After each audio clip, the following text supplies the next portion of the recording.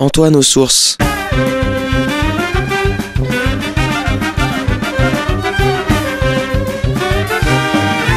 Une émission présentée par Jean-Marie Alafort.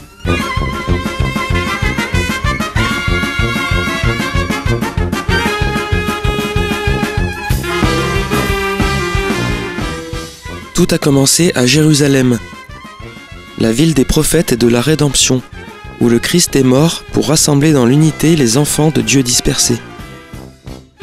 En elle, tout homme est né, dit le psalmiste. En elle, tout chrétien y trouve ses racines et y découvre la richesse des traditions et des rites des églises qui la composent. L'esprit de la Pentecôte ne cesse de souffler depuis Jérusalem. La ville sainte se révèle être la mère de toutes les églises. Jérusalem, la cité du grand roi, ouvre ses richesses pour ceux qui savent écouter. Dans le cadre de notre série d'émissions sur les rois d'Israël, nous poursuivons cette semaine notre lecture du premier livre des rois et nous allons évoquer cette semaine la grande richesse et également la sagesse absolument remarquable du roi Salomon.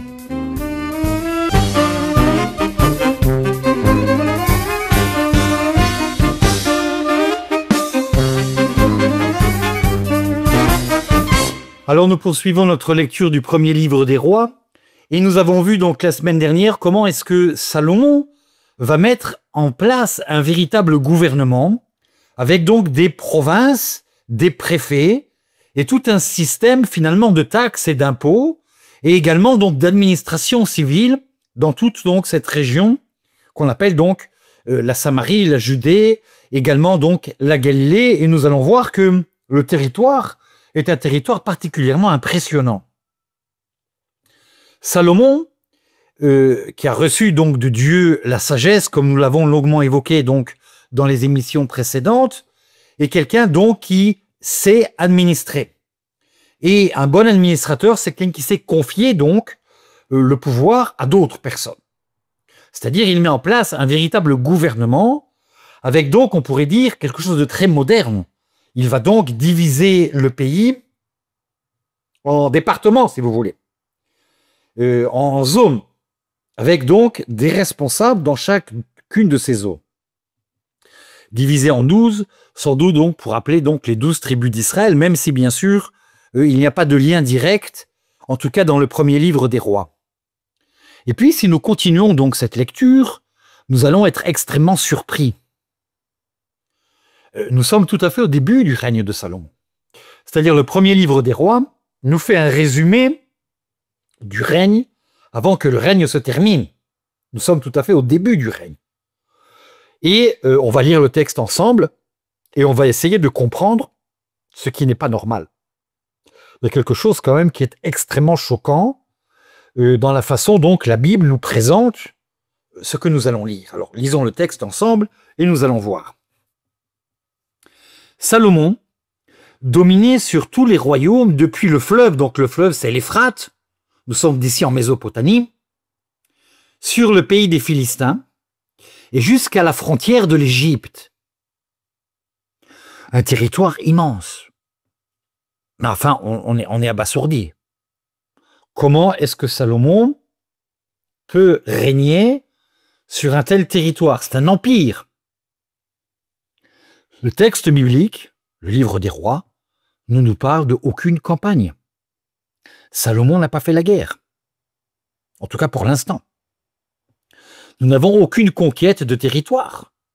Comment se fait-il donc que ces royaumes, depuis les Philistins jusqu'à la bande de Gaza, nous verrons dans quelques minutes, la bande de Gaza existe déjà dans la Bible.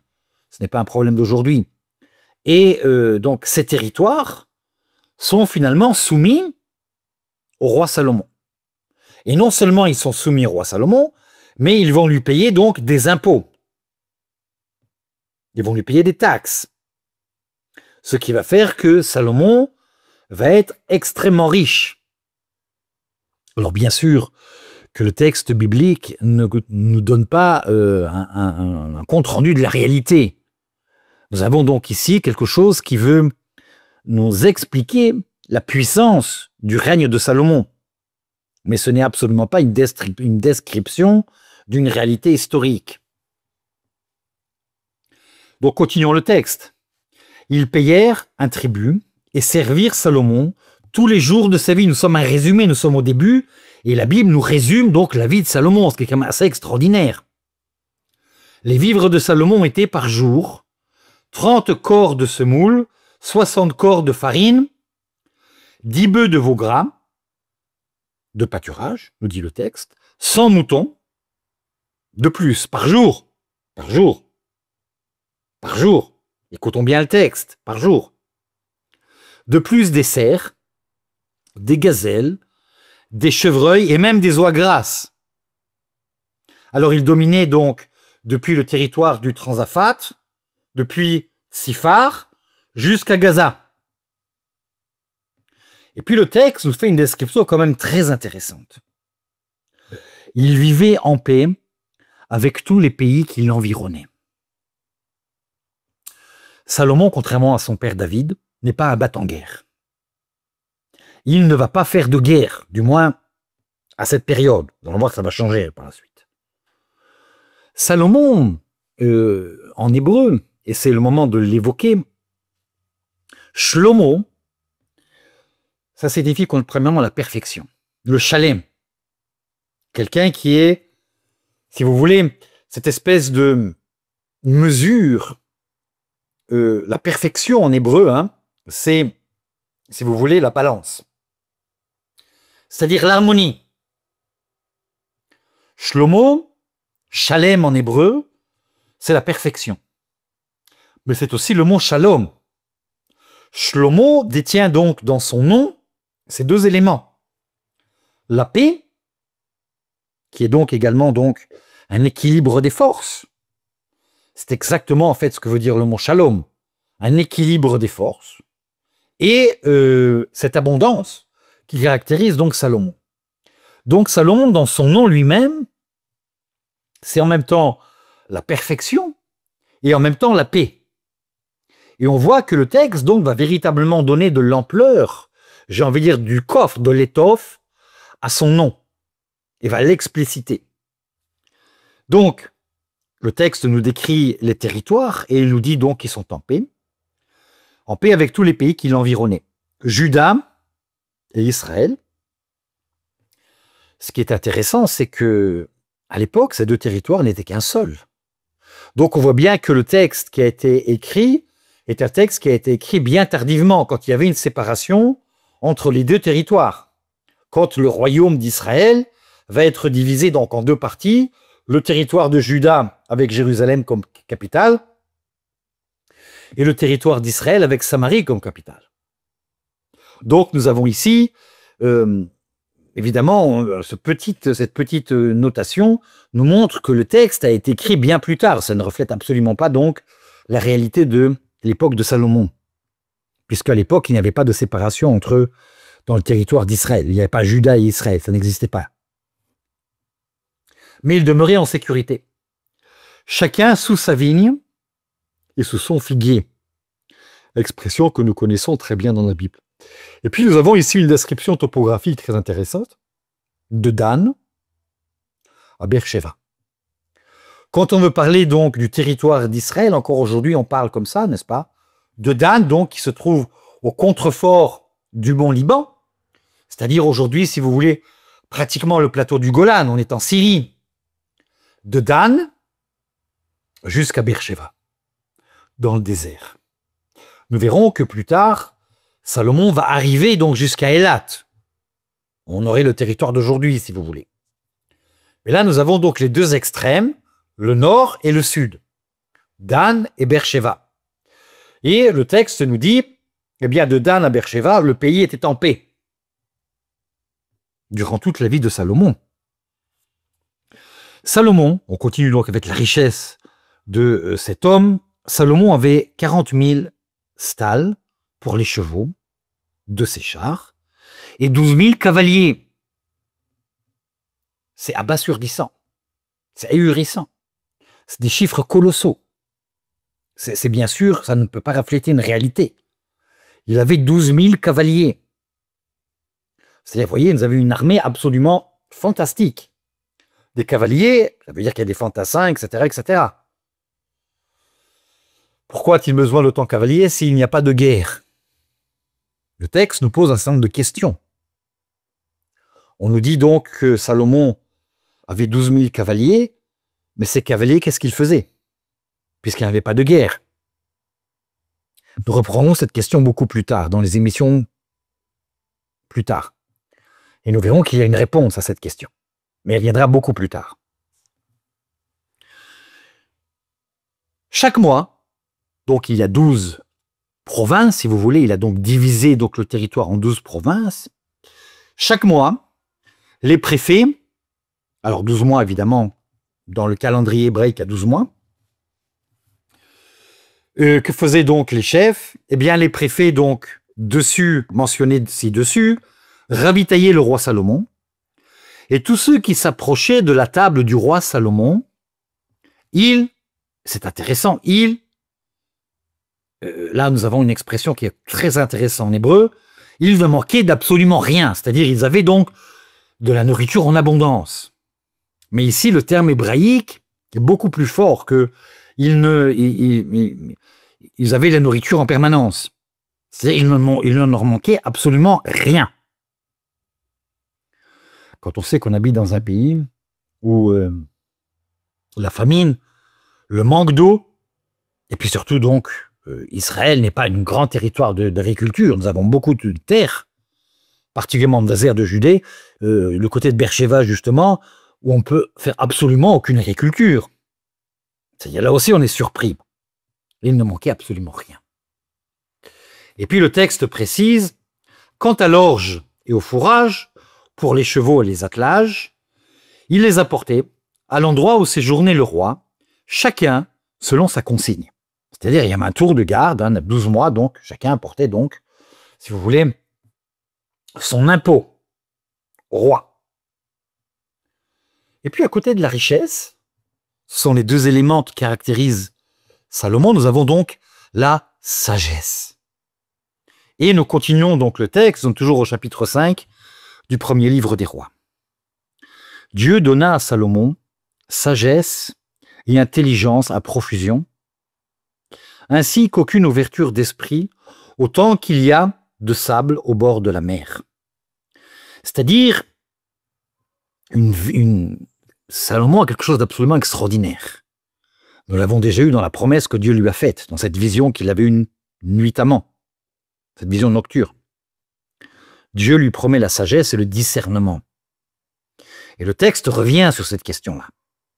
C'est-à-dire, Salomon n'est pas seulement donc un homme extrêmement riche, extrêmement puissant, mais c'est un homme qui est extrêmement sage. Et écoutons le texte. La sagesse de Salomon surpassa la sagesse des fils de l'Orient et de toute la sagesse de l'Égypte.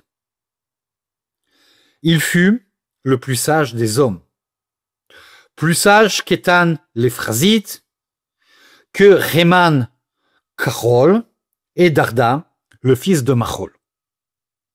Alors ce sont des personnages, les historiens ont essayé de comprendre qui sont ces personnages.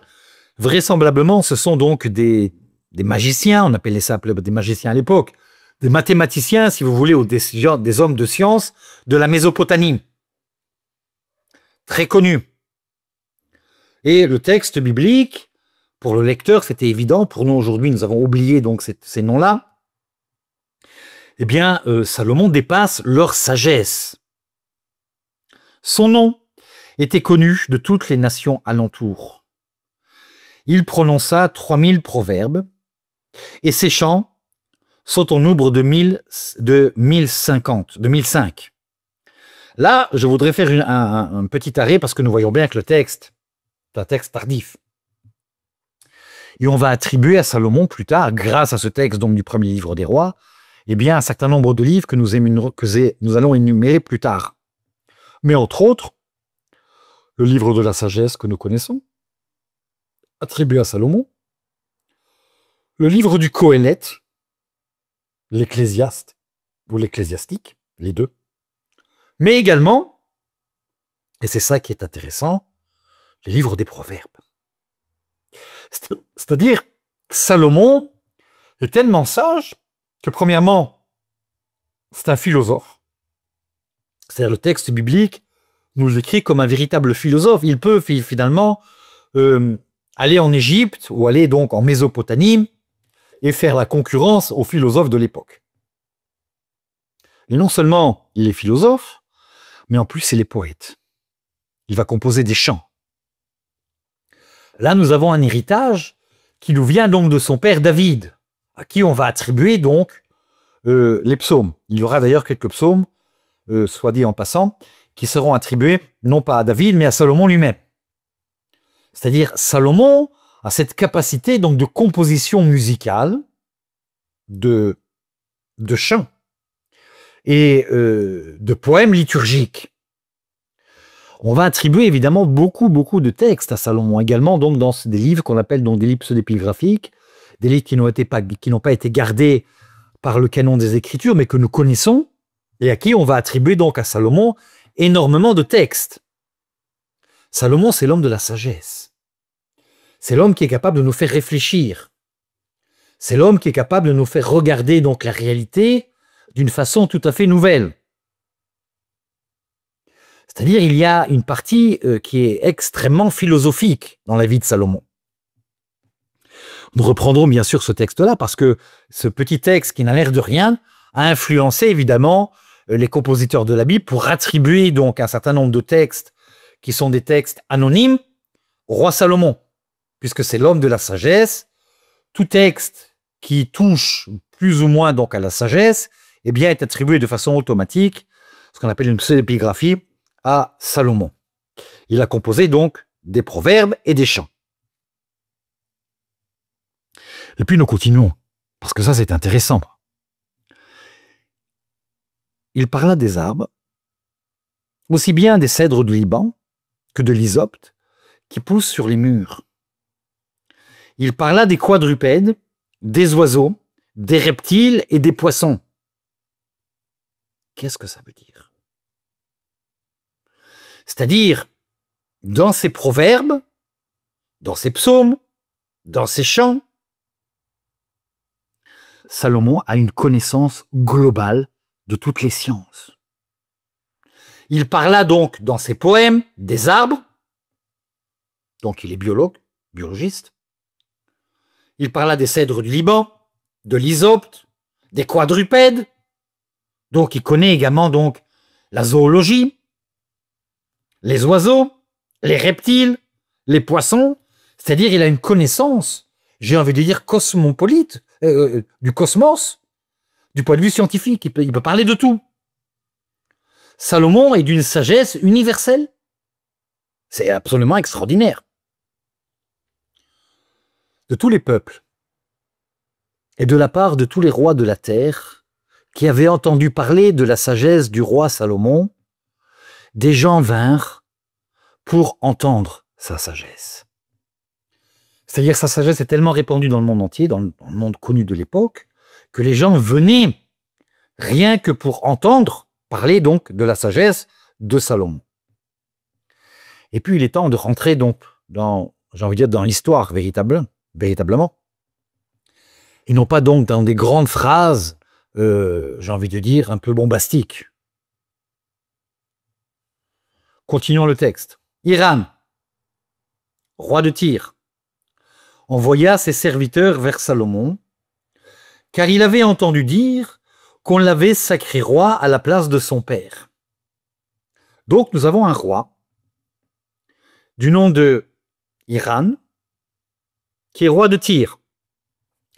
Alors pour ceux qui ne savent pas où est Tyr, on en parle beaucoup dans les informations en ce moment, depuis quelques années, c'est en fait une ville qui se trouve donc au sud du Liban. Il y a Tyr et Sidon. Ce sont deux grandes villes donc du royaume de Phénicie. Donc la ville de Tyr, c'est le roi de Phénicie en fait. C'est une ville extrêmement importante, Tyr, à l'époque. Les fouilles archéologiques qui ont été faites il y a maintenant une soixantaine d'années montrent effectivement une ville extrêmement prospère à cette époque déjà. Donc nous avons des fouilles archéologiques qui semblent quand même assez bien corroborer ce que nous dit le texte. Tyr, c'est une véritable puissance économique à l'époque. Nous sommes au Liban. Le Liban est riche. J'ai envie de dire, le Liban est riche Et la Bible nous va le décrire énormément de fois. Et nous allons voir comment est-ce que Salomon va utiliser cette richesse du Liban. Mais le Liban a des ressources naturelles que n'a pas donc Israël. Le Liban est extrêmement riche. Et puis il y a une culture qui est extrêmement développée. Ce ne sont pas seulement des agriculteurs, ce ne sont pas seulement des artisans, il y a des intellectuels. Et nous avons donc ici un homme, Hiram, roi de Tyr, qui envoie ses serviteurs vers Salomon car il avait entendu dire qu'on l'avait sacré roi à la place de son père. Or, Hiram avait toujours été un ami de David, ce qui est un point important. Hiram avait été un ami de David, nous apprenons ça donc dans ce texte-là, nous ne le savions pas avant.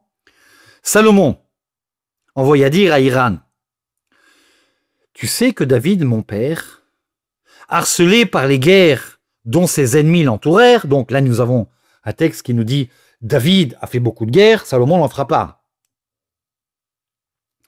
n'a pas bâti la maison pour le nom du Seigneur, son Dieu, tant que le Seigneur ne lui a mis tous ses ennemis sous ses pieds. Mais à présent que le Seigneur, mon Dieu, vous voyez, c'est très intéressant ce texte-là. Son Dieu est mon Dieu. Très très intéressant.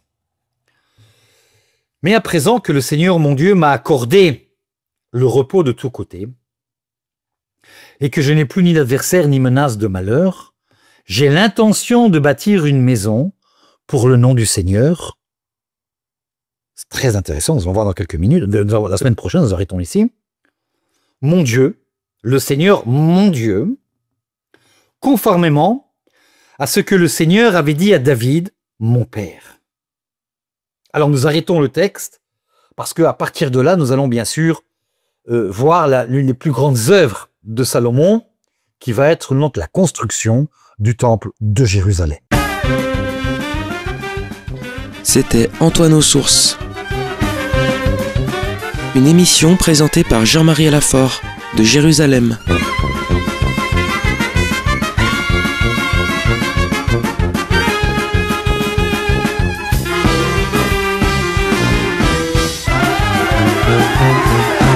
Dans le cadre de notre série d'émissions sur les rois d'Israël, nous avons poursuivi cette semaine notre lecture du premier livre des rois et évoqué amplement la richesse extraordinaire de Salomon ainsi que sa sagesse qui dépassa les frontières du pays.